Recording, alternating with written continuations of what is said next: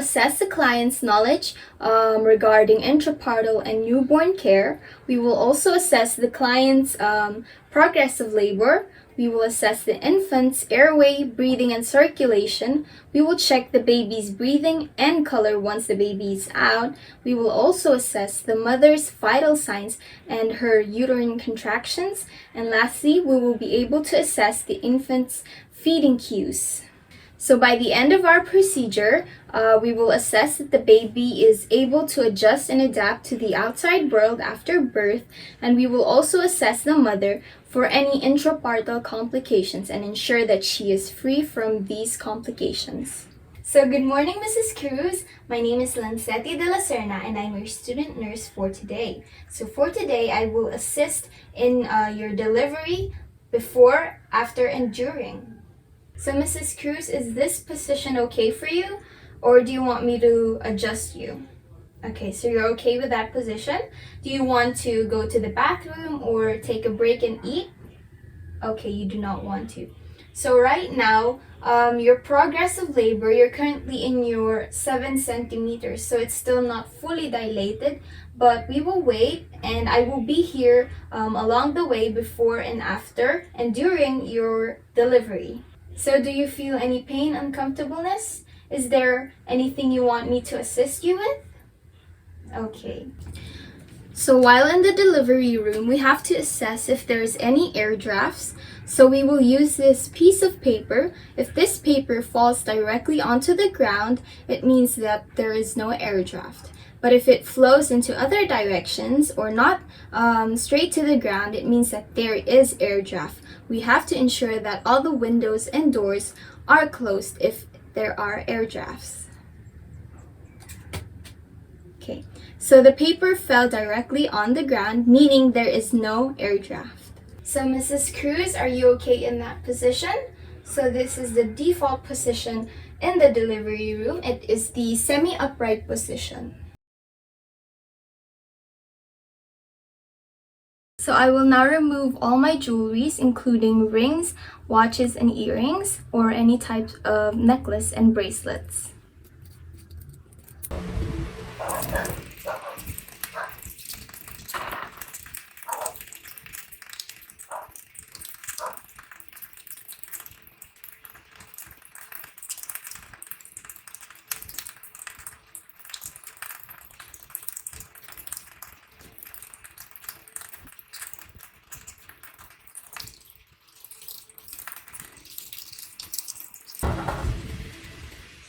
Prepare a clean and clear resuscitation area. Make sure that equipments are working.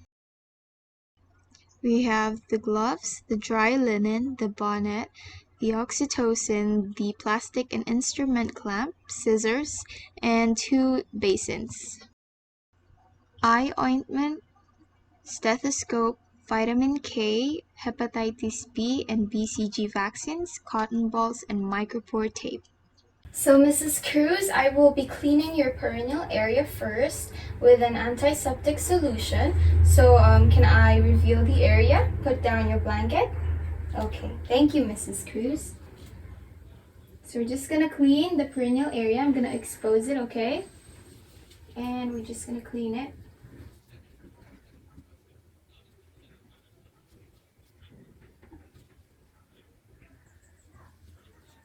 Okay, Mrs. Cruz, I'm done. So I'll put back your blanket. And now we're going to discard the PPEs or the things that we use, such as our gloves and what we use to clean the perineal area.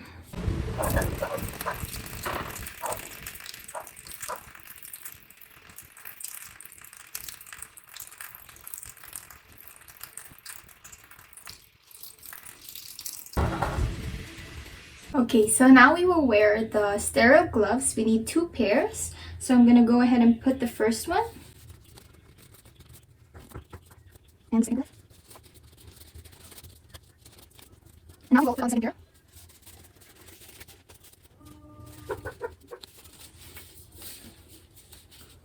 Okay, and we're done. So Mrs. Smith, for us to deliver the baby, I want you to push for me, okay? And we will do breathing techniques as well. So, okay. 1, 2, 3, push. 1, 2, 3, push. 1, 2, 3, push. Okay, so now we will place a dry linen over the mother's abdomen.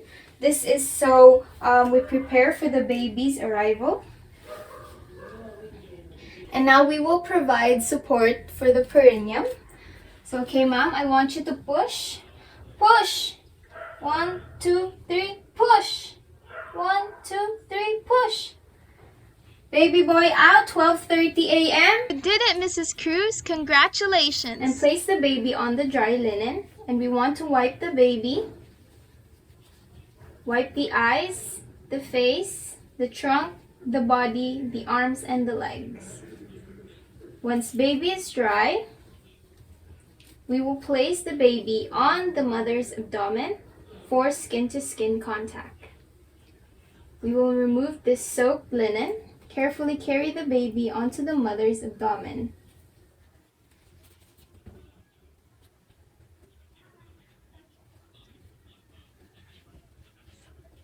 And after placing the baby on the mother's chest, we will now put a dry linen over the baby and put on the baby's bonnet.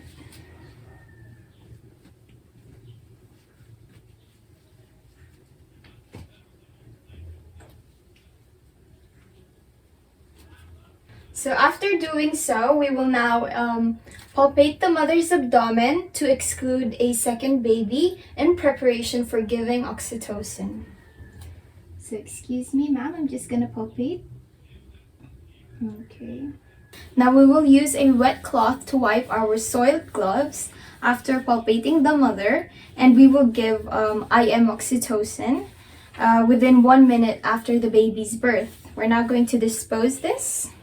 So we will now inject our patient with the oxytocin. We're going to give it intramuscularly. But first we're going to grab a cotton ball and clean the area that we're going to inject it into. Just going to inject you, okay, Miss Smith? Okay, and prepare our oxytocin. On a count of 3. 1, 2, 3. Okay, and cover it with a cotton ball. Okay, Mrs. Cruz, thank you so much. After wiping, we will now remove our first pair of gloves, and we're going to place this into chlorine solution for at least 10 minutes to decontaminate. Now we're going to palpate if the umbilical cord is still pulsating. Okay. So it's not pulsating anymore. We're going to grab our clamps and place it 2 centimeters above the base. And clamp here. We want to milk the cord. And we're going to clamp 5 cm above the base now. We're now going to cut near the clamp, not midway, near the clamp. Okay. And we're going to wrap this on the scissors and place it in our kidney basin. So we're going to wait for strong uterine contractions and applied controlled cord traction and counter traction on the uterus, continuing until the placenta is delivered. So we'll assess the uterus and the placenta. So we're going to massage the uterus until it is firm. Okay.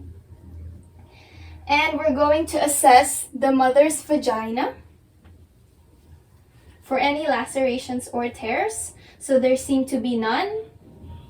Okay. And now we're going to inspect the mother's placenta after delivery. So the placenta seems to be complete, no missing cotyledons, no abnormalities. Also, the vagina does not have any lacerations. Okay, so now, Mrs. Cruz, I'm going to do perineal flushing. We're just going to clean the area, okay, to avoid any infections. And we're also going to apply a perineal pad or napkin if necessary. Okay. Now we're also going to assess the color of the baby and the baby's breathing. So baby's color is normal. Breathing seems to be normal. So Mrs. Cruz, how are you doing? Okay, so that's good. Client is okay, and we're going to see if the uterus is already contracted. Okay, so the uterus is now fine. And now we're going to discard or dispose the mother's placenta in a leak-proof bag. So I have mine here, and we're just going to place the placenta in here. Okay, and close the bag and make sure to discard it properly. So we will now remove our gloves and place this in a chlorine solution for at least 10 minutes along with all the other equipments or PPEs that we used before discarding. So now we're going to advise our client to maintain her skin-to-skin contact with the baby, and the baby must be in prone position, which he is in, with the head turned to one side. So okay, Mrs. Cruz, I want you to watch out for feeding cues, which may indicate that the baby might want to feed on you already. So the cues are mouth opening, lip licking and sucking, bringing hands to the mouth, moving head as if looking for the mother's nipple or your nipple. There is clenching of the fists and finger over the tummy.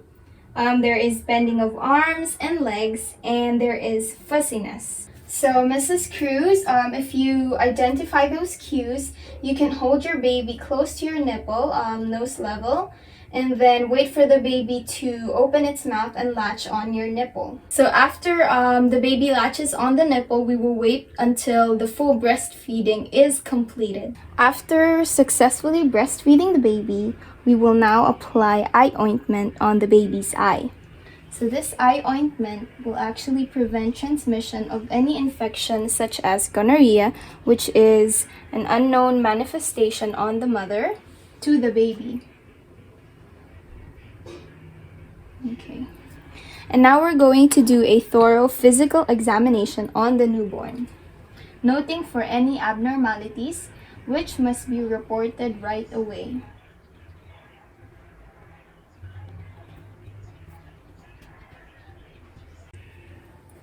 And now we're going to inject vitamin K on the baby or the newborn. This is to prevent bleeding or decrease bleeding, as babies tend to have really low levels of vitamin K, and vitamin K is important for stopping bleeding. So we're going to administer on the right leg. Okay. So now we're going to inject hepatitis B vaccine onto the baby on the left leg. This is to prevent any transmission of the hepatitis B virus or infection.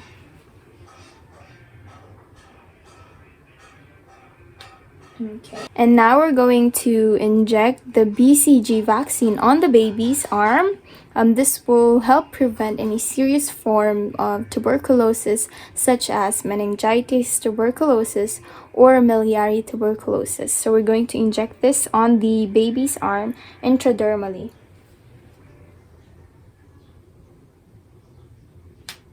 So Mrs. Cruz, bathing procedure should be delayed. This is advised at least 6 hours after your baby's delivery, as this will help prevent hypothermia. The baby may feel too cold and the baby's temperature will drop beyond normal levels, and it may lead to further complications. Also, delayed bathing period gives you more time to have skin-to-skin contact with your baby. Also, if your baby wants to be breastfeed, just give them your nipple and let them breastfeed on you as they demand. So within the first hour after delivery, we're going to assess the baby's breathing and color. So the baby's breathing seems to be normal, and the color is of normal complexity and tone. So we're going to also assess the mother's vital signs, just to identify if there has been any problem or complication. So we're going to assess the respiratory rate, heart rate, blood pressure, temperature, and so on.